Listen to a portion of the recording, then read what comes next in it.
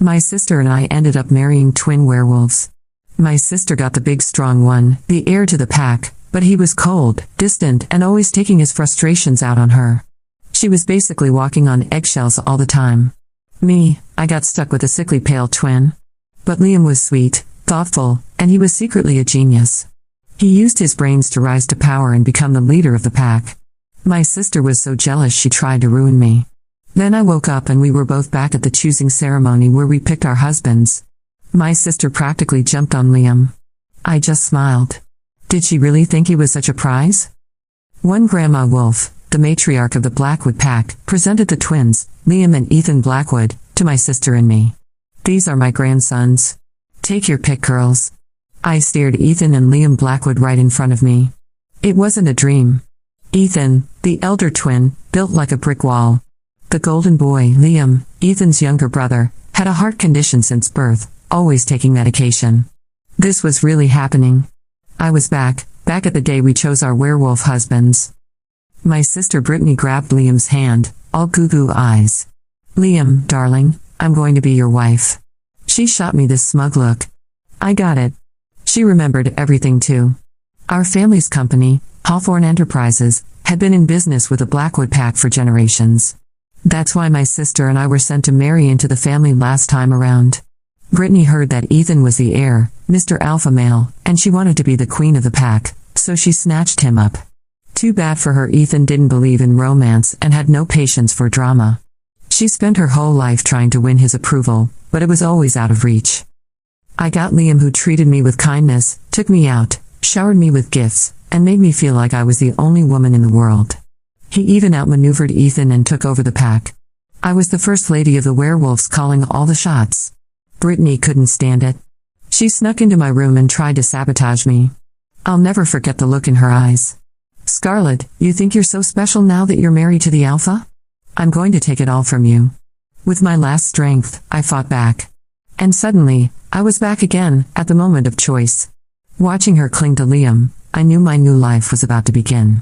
I wouldn't let anyone manipulate me ever again. The wedding was a double ceremony. Liam was all over Brittany, holding her train, fixing her hair. Ethan just looked tired of the whole thing, like he couldn't wait for it to be over. Brittany saw me standing alone and walked over, dragging Liam with her. Scarlet, honey, you've got to know how to keep your man happy or you won't survive in this pack. I glanced at Liam. He was gazing at Brittany with admiration. I noticed the silver promise ring on his thumb. I stepped back, my heart pounding. I forced a smile. I can handle myself. I turned and walked away. Even though it was the past, my body still trembled. Brittany thought she'd won the lottery, but she didn't know the real Liam. I'd rather take my chances with Ethan, and this time she was giving me exactly what I wanted. That night I put on a red lace robe. Ethan was propped up in bed, eyes closed, a black wolf tail resting beside him. A werewolf's tail is super sensitive, they don't let just anyone touch it. I took a deep breath and walked over. I gently reached for it, but he suddenly pushed me away. What do you think you're doing? He said, irritated. Ethan, it's our wedding night. I tried to sound soft, calm. Inside, I was frustrated. I was making all the effort and he was shutting down. So what? He asked, annoyed. I'm not interested in this. You want peace, stay quiet. I nodded, trying to calm the situation. I understand. I stepped away, not wanting to escalate anything.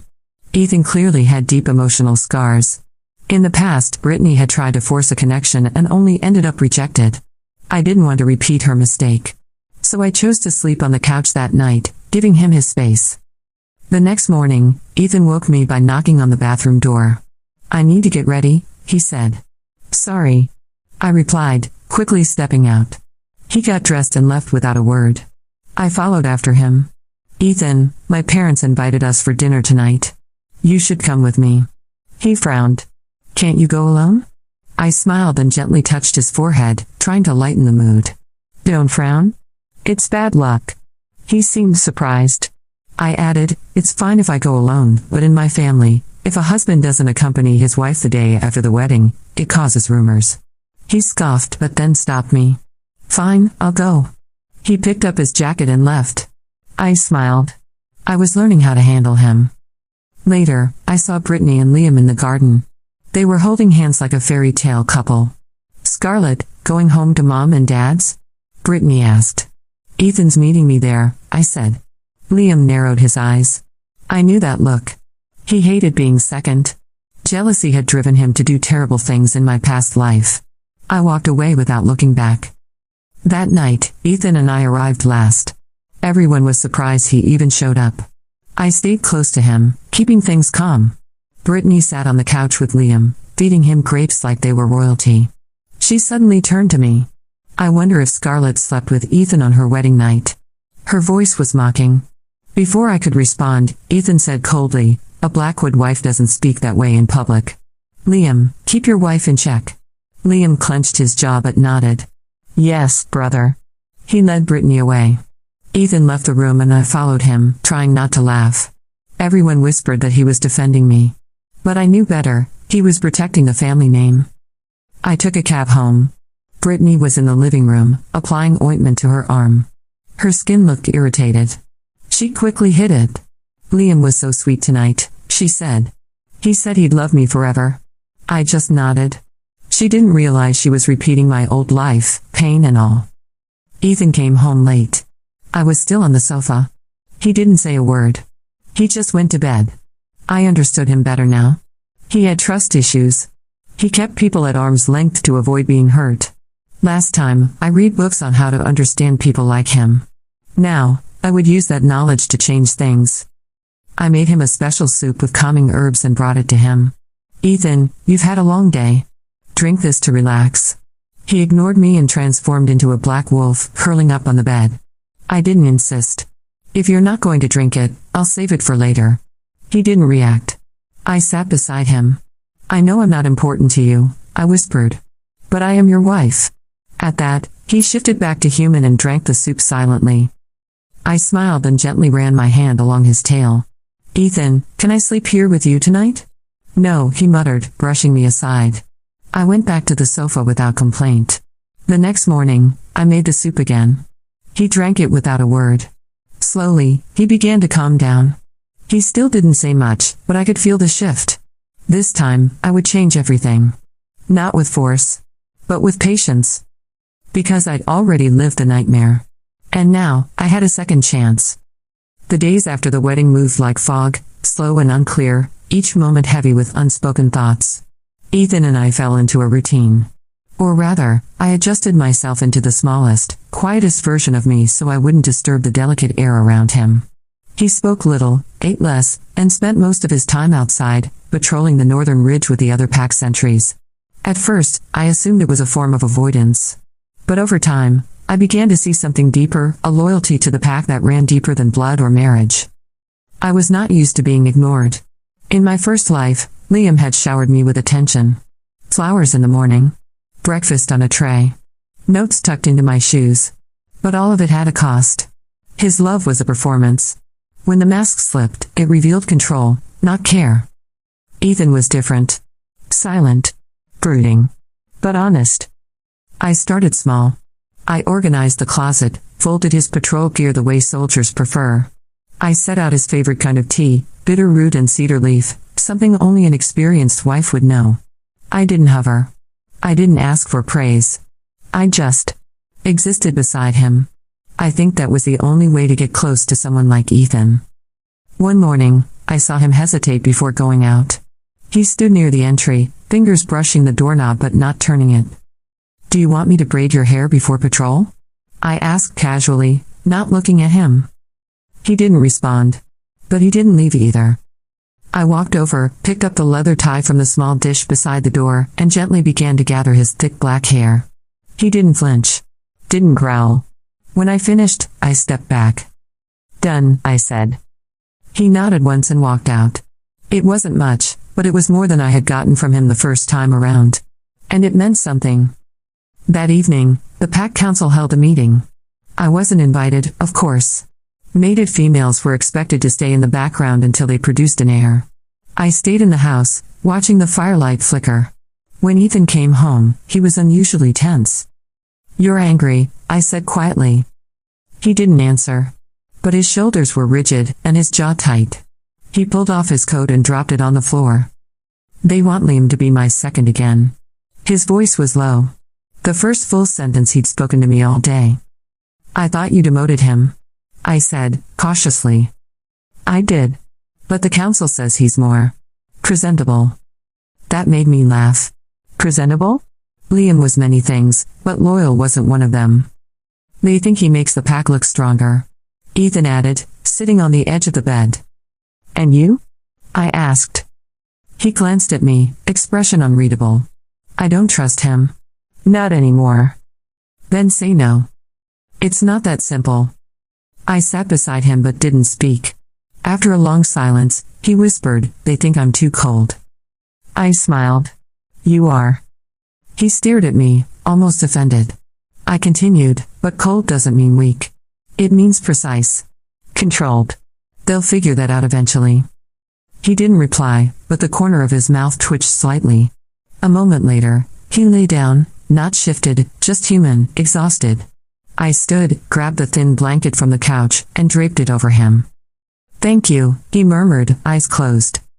It was the first time he said those words to me. And my heart nearly burst. The next day, Brittany came knocking. She breezed into my house like she owned the place, wearing designer boots and carrying a basket of fresh fruit like we were neighbors on friendly terms. But her eyes were sharp, calculating. I just wanted to check in on you, sis. You look tired. I smiled politely. Busy. But good. She wandered the room like a cat. Liam is taking me to the Spring Moon Ball next week. Apparently, it's the most important event of the year. That's lovely, I said, sipping tea. You should wear green. It's your best color. Her jaw clenched. She hated when I didn't take the bait. And what about you? Will Ethan even show up? He will, I said confidently. We'll be there together. She blinked, surprised. You think that makes you alpha material? I stood. Brittany, I already was. She didn't stay long after that. Ethan agreed to go to the ball, though it clearly annoyed him. I chose a navy dress with silver stitching that matched his patrol uniform. He didn't comment, but when he offered me his arm before we entered the hall, I knew it had registered. Inside, it was a sea of werewolves and humans, all mingling under the chandeliers. Brittany made a show of spinning in Liam's arms, her laughter ringing through the hall. She glanced at us more than once, and each time I caught her, I smiled back, sweet and steady. You're doing this for appearances, Ethan muttered, leaning close as we danced. No, I said softly. I'm doing this for you. He blinked at me, unsure what to say. The next song began, and we continued to dance. Halfway through the evening, I excused myself to the balcony. The cold air was a relief. I needed space to breathe. Liam found me there. You look beautiful tonight, he said smoothly. I didn't turn around. And you look just as dangerous as I remember. He stepped closer. Do you miss it, Scarlett? The attention. The power. No, I said. I miss peace. You were never peaceful. He chuckled. You think Ethan will give you that? Eventually. You're wasting yourself on him. You belong with someone who can make you shine. I turned to face him. That's the difference, Liam. You wanted me to shine, for your reflection. Ethan doesn't need a spotlight. He just needs truth. He stared at me, nostrils flaring. I walked away. After the ball, Ethan didn't speak for 2 days. I worried I'd overstepped. But on the third night, he came to the kitchen while I was cooking. That dress, he said suddenly. It looked good on you. I smiled. Thank you. He sat, watching me stir the soup. When I brought him a bowl, he looked me in the eye. Did Liam say something to you? Yes, I replied. But it doesn't matter. He considered that. I'm not good at this. Relationships. I know. I don't want a queen. I want quiet. Then you'll love me, I said. His brow lifted. I don't need a throne. Just a place beside you. He didn't smile. But he nodded. And when I brought the soup to his lips, he drank without protest. Later, as I lay on the couch, I heard his voice. Scarlett. Yes? You can sleep in the bed if you want. I didn't move right away. I let the silence stretch between us like a bridge being built slowly, brick by brick. Then I stood, walked to the bed, and lay beside him, facing the ceiling. He didn't touch me. But he didn't push me away. Progress. A week later, Ethan came back from patrol with a deep gash on his arm. I rushed to him with a medical kit.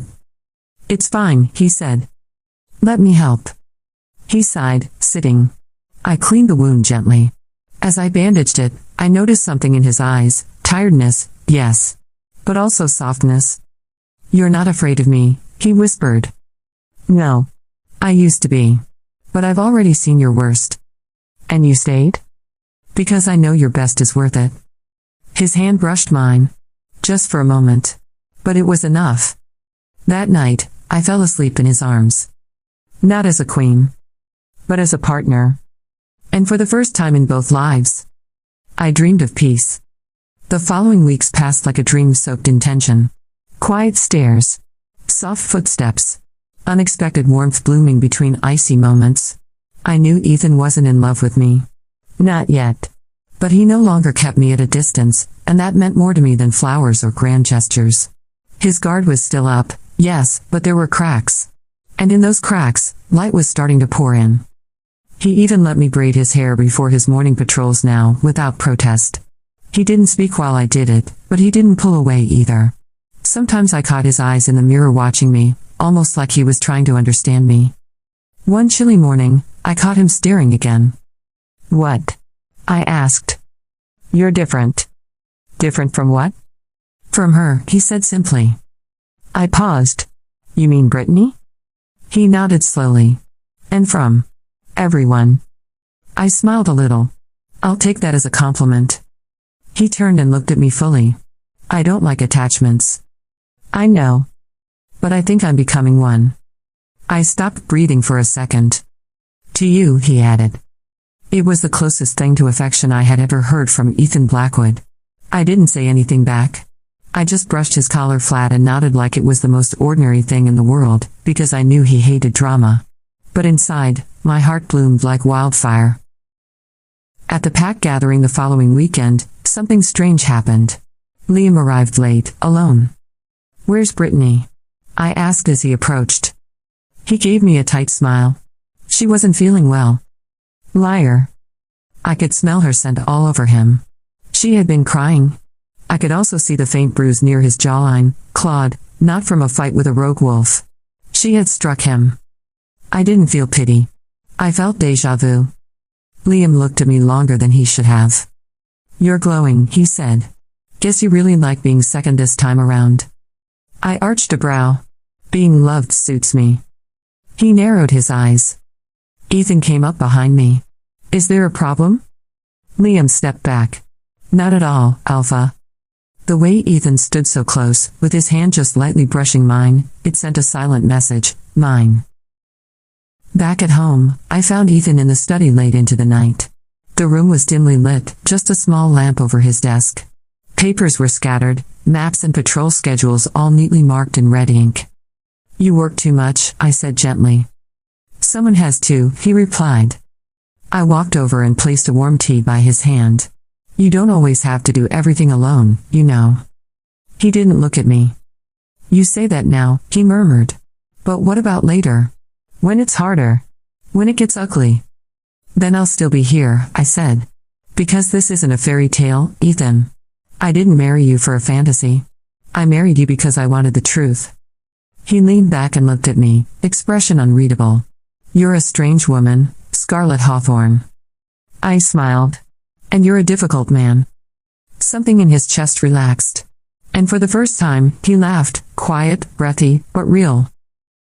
It was around that time I started noticing changes in the pack. Rumors. Strange patrol reports. Border wolves whispering about movements near the western line. I told Ethan. He frowned. "That area is supposed to be clear. We'll increase patrols." Liam volunteered. Ethan didn't look convinced, but he agreed. Just for a few nights. Supervised. That night, while Ethan was out speaking with the beta, I decided to take a walk. I needed air. I ended up near the outer gardens. There, beneath the moonlight, I saw Brittany standing alone. Her arms were wrapped around herself, and she looked thin. Weaker. Not the polished sister I remembered. Brittany, are you all right? She didn't answer. Just stared at me, bitter and small. He loves you now, doesn't he? Who? Ethan. I blinked. I don't know. Yes, you do. She turned away, voice trembling. Liam said Ethan used to laugh when I tried to kiss him. But now he lets you braid his hair and drink your stupid tea. What did you do to him? I swallowed hard. I was kind. That's all. She laughed bitterly. That's it? That's your secret? I shook my head. No. The secret is, I stopped trying to make someone love me. I started learning who they really were. Brittany's face crumpled. I never hated you until you made him choose you without even trying. That's not love, I said. That's war. And I'm done fighting you. I walked away. She didn't follow. A few days later, Ethan called an emergency meeting. The Western patrols had found signs of rogue activity, deep claw marks, unnatural scents, disturbed earth. He addressed the council with a calm, cold voice. We're not dealing with ordinary rogues. The room fell silent. Liam stood, arms crossed. Then what do you suggest, brother? I suggest we stop pretending this is normal. Someone is manipulating them. Someone with inside access. Murmurs echoed around the chamber. Are you suggesting a traitor? One elder asked. Ethan nodded. I'm suggesting we look closer to home. All eyes turned to Liam. He laughed. You're accusing your own brother? I'm asking questions, Ethan said. And I'm offering answers, Liam snapped. You can check my movements. My patrol records. I've done nothing wrong. Ethan didn't blink. I will. That night, I found Ethan staring at the flames in our bedroom fireplace. Do you think it's him? I asked softly. I don't want it to be, he said. But I can't ignore the signs. I sat beside him. Then don't ignore them. But don't destroy yourself either. He looked at me. What if I destroy the pack? Then you rebuild it, I said. With the truth. He nodded slowly. Then, after a pause, he took my hand in his. Stay with me tonight, he whispered. I smiled and crawled into the bed beside him. He didn't shift into wolf form. He didn't turn away. He held me. The next morning, chaos broke out. One of the outer sentries was found unconscious. Brittany was missing. And Ethan received a message carved into the forest trees, 3 claw marks slashed deep with a warning, bring the girl or the pack dies. Only we didn't know which girl they meant. But I did. Me. Because this wasn't about the pack anymore. It was about revenge.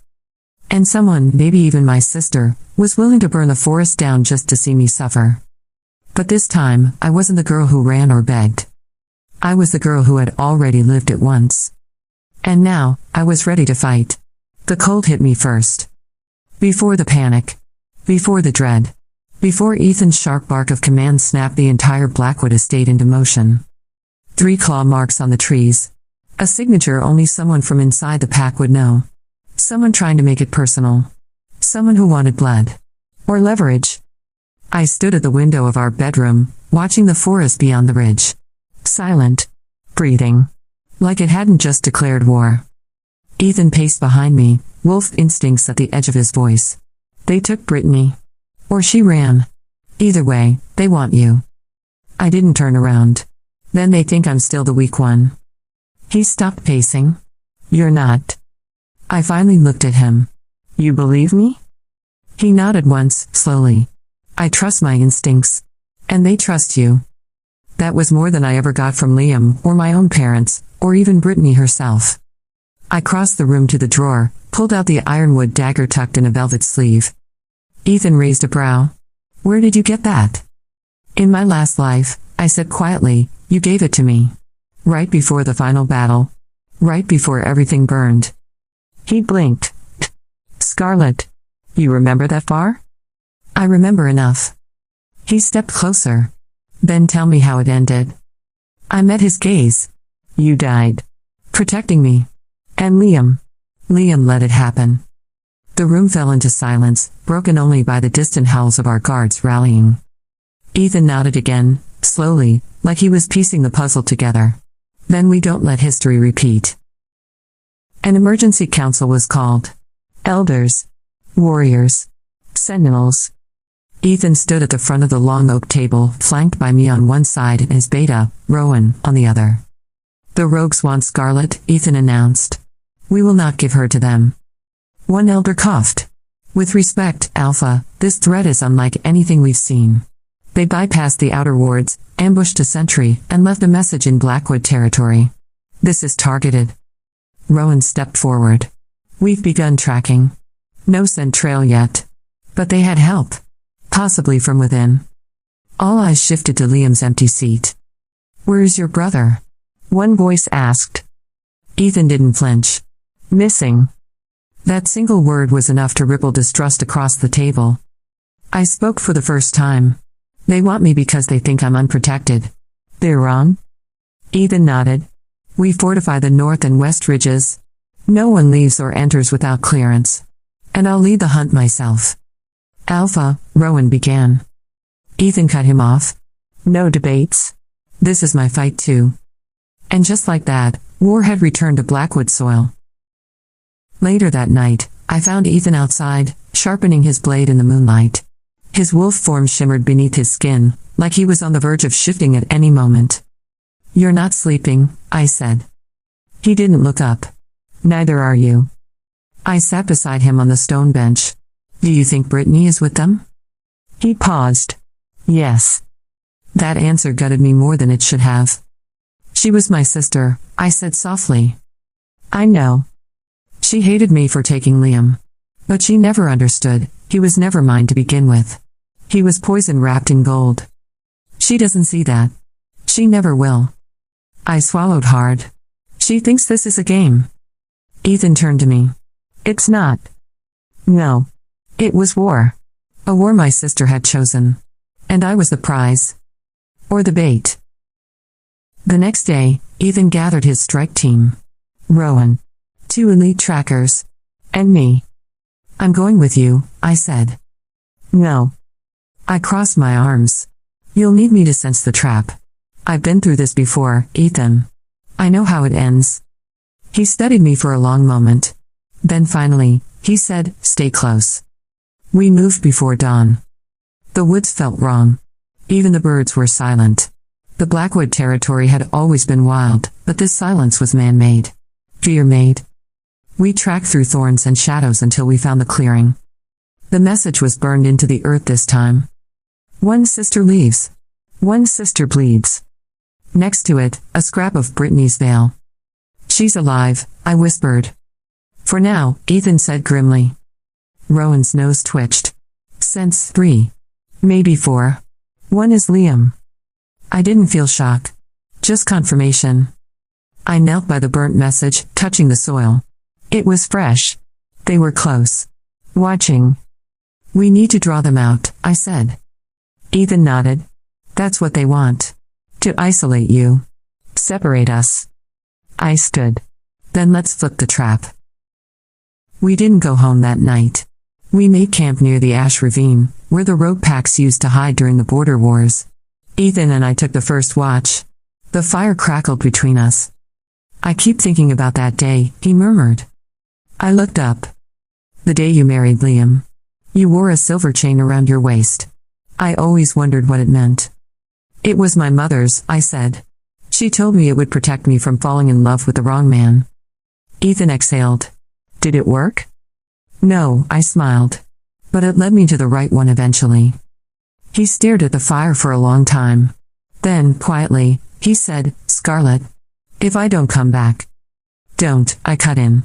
You will. But if I don't. I took his hand. Then I'll come for you. And for the first time, he kissed me.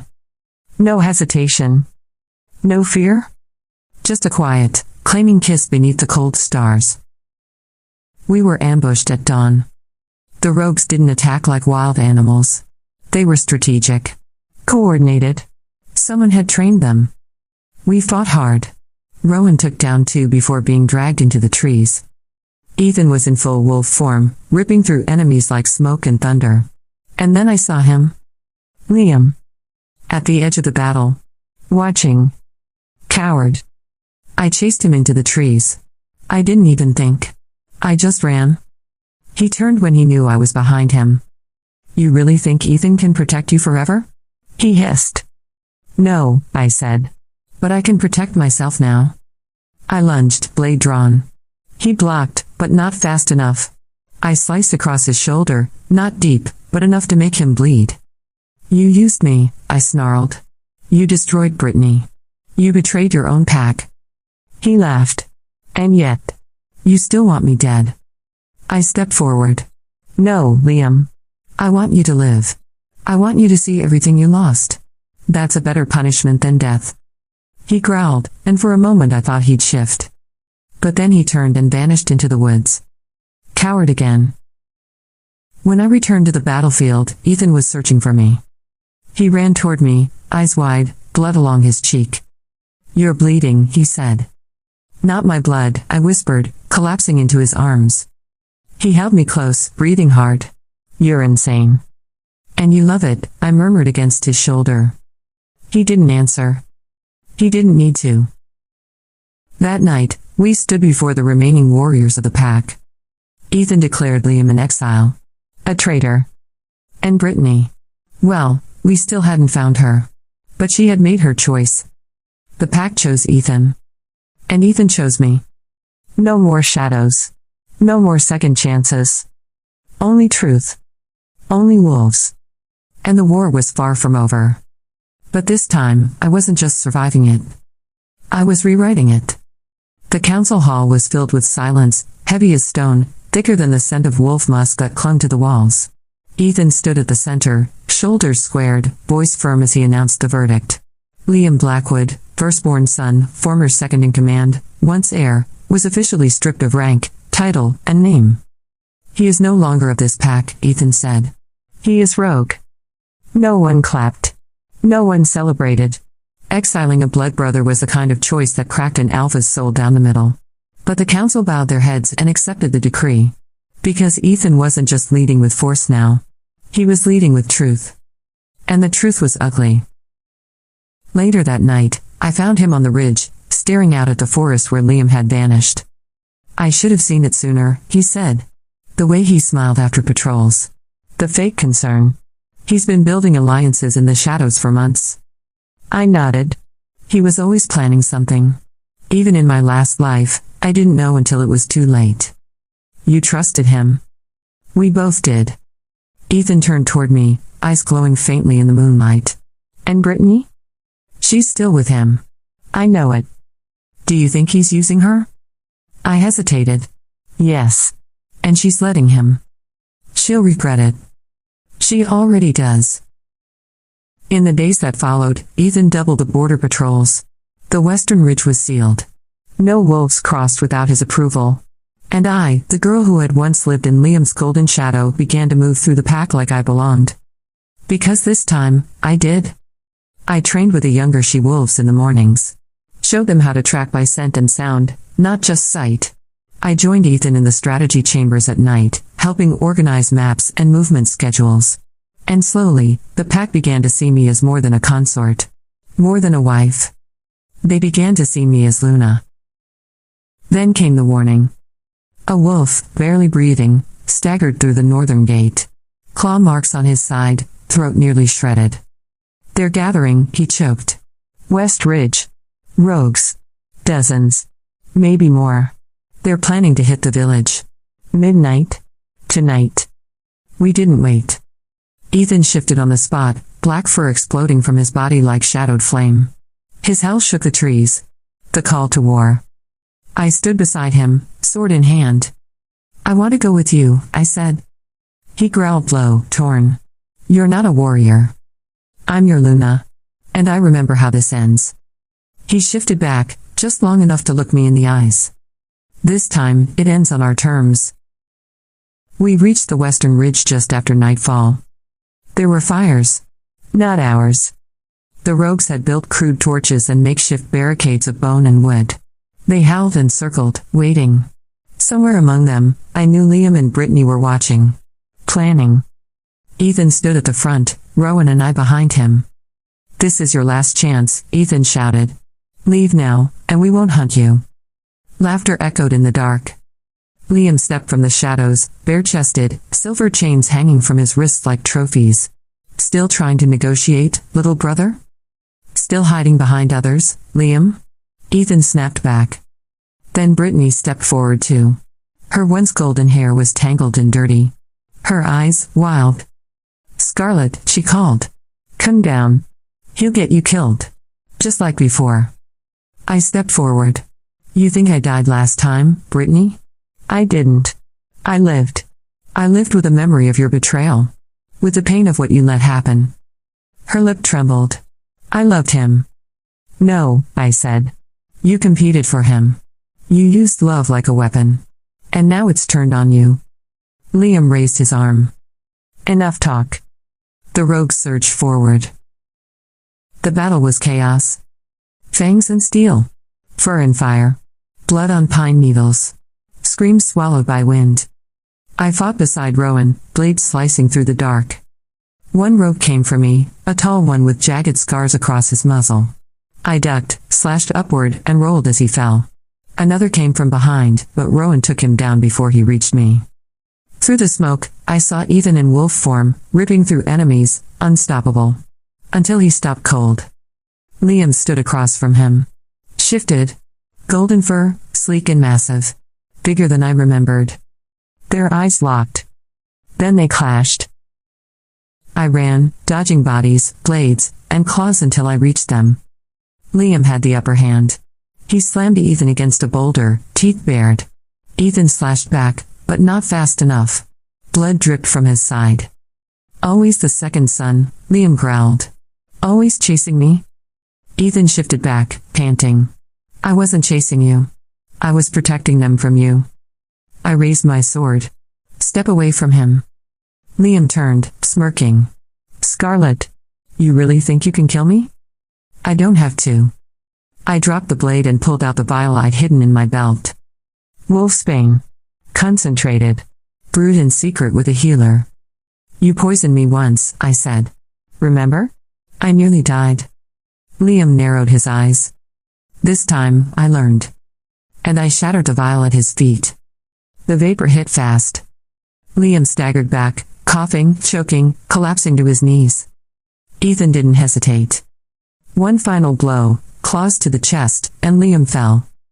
Still breathing. But broken. Brittany screamed from the ridge. I turned just as she ran toward us, dagger in hand. She lunged for Ethan. I intercepted. The blade cut into my side, but I drove my knee into her gut, and she collapsed in the mud. We stared at each other, panting. You were my sister, I whispered. You took everything from me. No, I said. I earned what you threw away. She sobbed. But I didn't offer comfort. Some things can't be undone. The rogues scattered. Without Liam, without leadership, they dissolved like mist. The Blackwood warriors rounded up the wounded but captured. Ethan stood beside me, shirt torn, face bloodied. He looked at me, and for the first time in days, he smiled. You saved me. We saved each other. He touched the wound at my side. You're bleeding. I'm fine. You're not. I will be. He leaned in, forehead resting against mine. I'll never let you fight alone again. You won't have to. Brittany was taken to the healer, chained and silent. Liam remained unconscious for hours. When he finally woke, Ethan stood beside his bed. You're not going to kill me? Liam rasped. No, Ethan said. You'll live. You'll remember. Liam turned away. Ethan added, and you'll never step foot in our territory again. That night, Ethan burned Liam's name from the family records. Not out of hatred. But out of protection. For the pack. For the future. For me. I stood on the ridge the next morning, looking at the forest that once tried to swallow me whole. And I whispered, I'm not afraid of you anymore. The wind carried my words across the trees. I was no longer the girl in the shadow. I was the Luna of the Blackwood pack. And my story was no longer about survival. It was about power. And peace. The battle had ended, But silence was not peace. For 3 days after Liam's exile and Brittany's arrest, the Blackwood estate remained tense. Wolves patrolled in pairs. The elders spoke in hushed tones. And Ethan barely slept. He didn't shift. He didn't train. He didn't even scold the border scouts when they failed to report on time. Instead, he watched me. And I watched him. He was waiting for the guilt to break him. But I wouldn't let that happen. You did what you had to do, I told him one evening, sitting beside him near the hearth. I still see him, Ethan murmured. Every time I close my eyes. My brother. Chained like a rabid animal. Because of what he chose. I leaned my head against his shoulder. You didn't fail him. He failed himself. He didn't answer. Just exhaled. I've lived this life before, Ethan. And in that life, I stayed quiet. I ignored the signs. I let Brittany destroy everything from the inside out while Liam poisoned the pack from the outside in. I won't make that mistake again. And neither will you. He looked at me. You've changed me. I smiled. Good. And I meant it. Because the man beside me now was not just Ethan Blackwood, the cold second son with wolf's blood in his veins. He was a leader. A mate. A man capable of sacrifice. And healing. Brittany remained under guard, locked in the eastern wing of the estate. She refused visitors. Refused food at first. Then finally agreed to speak, but only to me. I hesitated. Not out of fear. But because I wasn't sure what was left to say. Still, I went. She looked thin, sitting cross-legged on the cot, her hair unwashed, face pale. You're not here to gloat? She asked.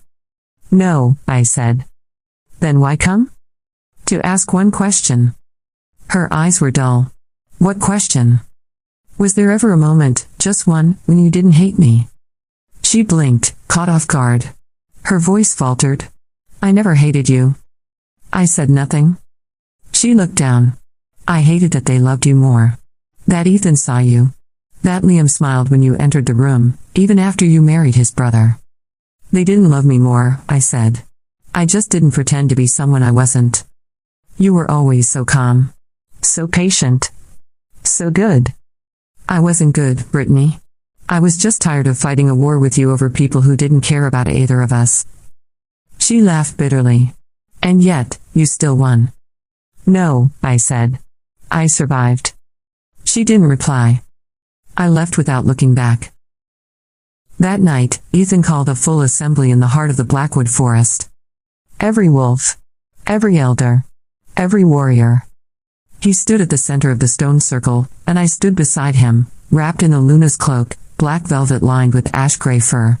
The traditional mark of a mate acknowledged not just by marriage, but by merit. Ethan raised his hand, and the pack went still. Tonight, he said, we close the old wounds. He turned to face me. This woman saved our future. Not with fangs. Not with claws. But with memory. With truth. And with a courage I've never seen before. He knelt before me and bowed his head. The entire pack followed. For a long moment, the forest held its breath. I stepped forward, lifted his chin. You do not bow to me, I said clearly. You stand with me. From this night forward, I'm not just your Luna. I am your shield. Your voice. Your reminder that history does not own us. We write it ourselves. The wolves howled, one by one, then in unison. It was not a song of war. It was a song of rebirth. The next morning, Ethan and I stood at the northern cliff that overlooked the valley.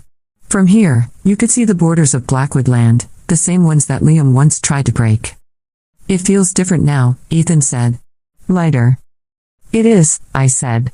Because it's ours this time. He took my hand. There's something I haven't told you. I turned to him. In the council scrolls, he said, there's a prophecy. It speaks of a Luna who returns through fire and betrayal. One who remembers what others forget. One who becomes more than wife. She becomes the reason the pack survives the coming storm. I frowned. Coming storm? He nodded. The scrolls are vague. But they mention a choice. A test. I've already faced betrayal, death, war. What else could they test? Ethan looked serious. Your mercy. That evening, The guard who had been watching Brittany arrived in the great hall, pale and breathless. "She's gone," he said. I stood, stunned. What? She escaped. The chains were cut. No scent trail. Nothing. Ethan growled. She had help. I closed my eyes. I could still feel her voice in my ears.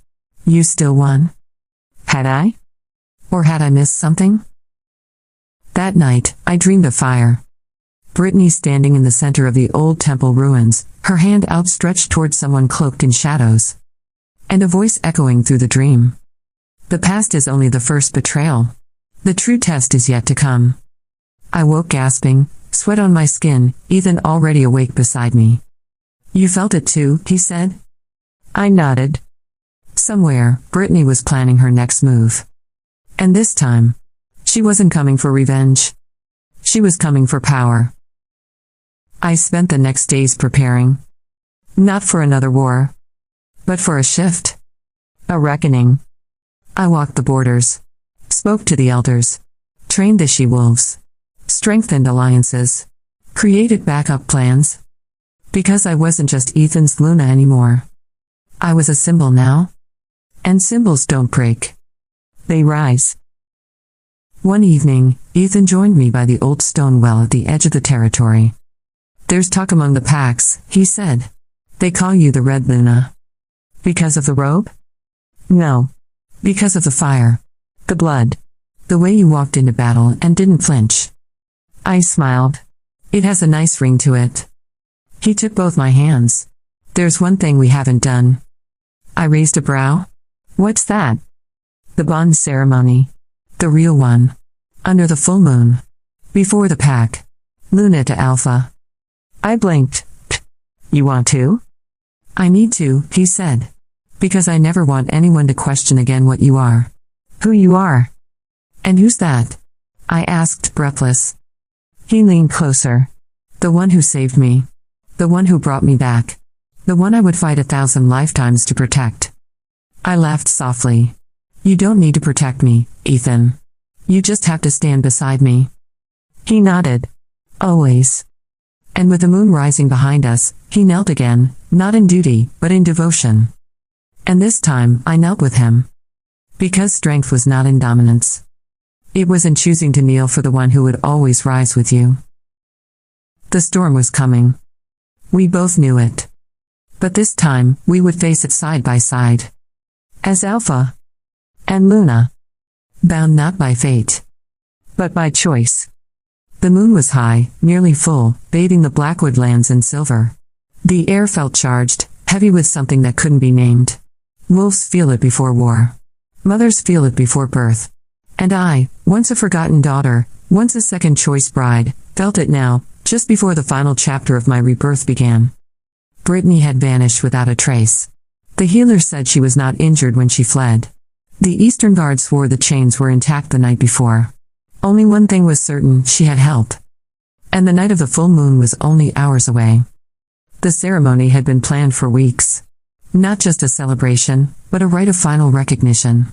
The moment I would officially become Luna in the eyes of the ancient council, binding me to Ethan not just as wife, but as equal. Ethan stood beside me, fingers laced in mine as we looked out over the circle of packed stones where the ritual would begin. "You're quiet," he murmured. "I'm listening," I said. "To what?" "To the land. It knows something we don't." He looked at me with pride, and maybe just a flicker of concern. "We'll be ready for her," he said, though he never spoke her name. We didn't have to. By dusk, the pack had gathered. Wolves in human form and shifted alike.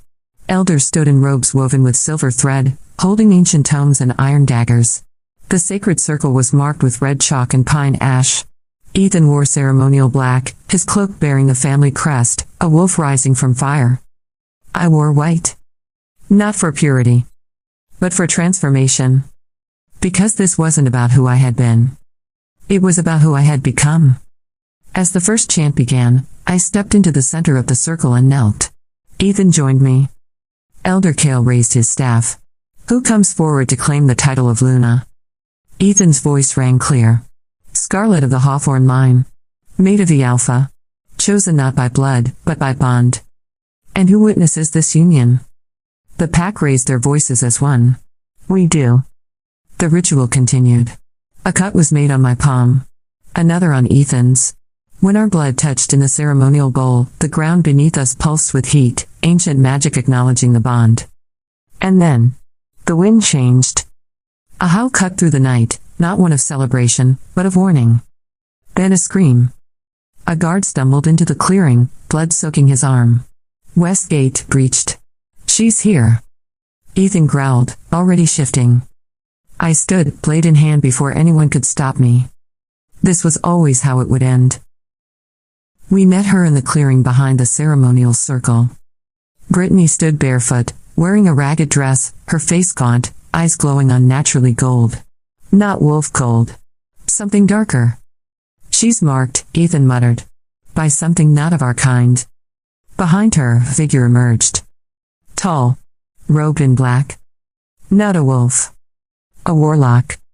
Old magic. Forbidden magic. I gave her what you never could, he said. Power. Purpose. She gave you our territory, Ethan snapped. No, Brittany said. I gave him you. The warlock lifted his hand, and the wind roared to life. Wolves were thrown backward like leaves. Elder Kale collapsed. Rowan shifted and lunged, but Brittany slashed him across the chest with a claw-tipped hand. She had taken something. Drunk something. Became something else. You were always in my way, she said, eyes on me. No, I said, stepping forward. I was your way. You just never walked it. She screamed and charged. We clashed. Not like sisters. Like storms. She fought dirty. Fast. Unpredictable. I parried each attack with a blade Ethan had given me, silver-edged, iron core, blessed by the elders. You always got everything. She shrieked. Even now, they kneel for you. I never asked for any of it, I shouted. I just survived what you couldn't. We rolled through the grass, blades and claws and blood. Finally, I kicked her back. She landed hard. I stood over her, panting, weapon raised. The warlock raised his hand to strike me down. But Ethan struck first. In wolf form, he launched from the trees, fangs sinking into the warlock's neck. They fell together in a blur of shadows and fire. The warlock screamed and vanished into ash. The spell broke. Brittany gasped, her body convulsing. The golden glow faded from her eyes. She looked up at me. I didn't mean to, she began. But there were no more words. Only silence.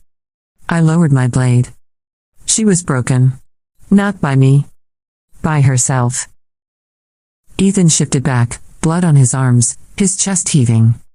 Is she? Alive, I said. But no longer a threat. He reached for me. And you? I took his hand. Still here. The pack returned to the circle by dawn. The ritual resumed. This time, there were no interruptions. No chaos. No storms. Only peace. As Elder Kale placed a luna mark on my brow, a ripple of energy passed through the earth. Acceptance. Completion. Ethan turned to me. From this day on, he said, we lead together. And I answered, loud and clear. No longer behind. No longer beside. With. Always. Weeks passed.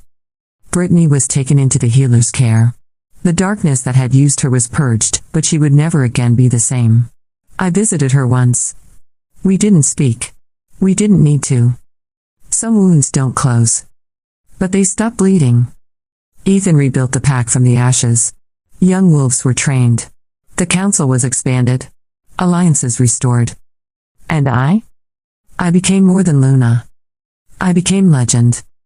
The Red Luna. The one who returned from death. The one who changed fate. The one who taught a cold alpha how to love.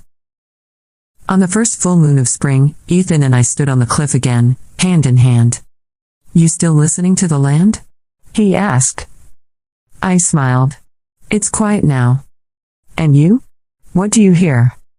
I turned to him, my mate, my equal, my once reluctant husband. I hear forever. And beneath the moonlight, the wolves howled. Not in fear. Not in mourning. but in joy. Because the storm had passed.